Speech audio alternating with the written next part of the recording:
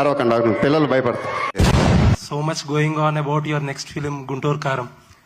ఎప్పుడు రాబోతున్నారు? దీనికి క్లారిటీ సందేహం ఉందండి. మూవీస్ అన్ని is equal to English Hollywood films. అలా కాదు, అలా ఇదిగో ఇలాంటి మాటలు వినే అందరు షెడ్కి వెళ్ళిపోతారు. Chemistry with the heroine Rakul. అందరు సైలెంట్ గా ఉన్నారు, మీరు ఒక్కళ్ళే క్వశ్చన్స్ అడుగుతున్నారు సార్.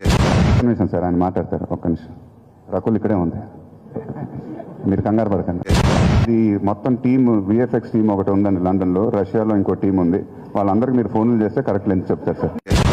తమిళ్లో వాళ్ళు తమిళ్ రాకర్స్ గ్రూప్ వాళ్ళు ఆల్రెడీ ఛాలెంజ్ చేశారు. మేము ఈ సినిమా పైరసీ ఒక న్యూస్ మేము తమిళ్ పైరేట్స్ ఛాలెంజ్ చేశారండి, మీకు ఫోన్ చేసి ఛాలెంజ్ చేశారు. లెటర్ చదవాలి సార్. ట్రాలీ ఇలా వస్తుంది, ట్రాలీ ఆగినప్పుడు నాకు కళ్ళంటే నీళ్ళు.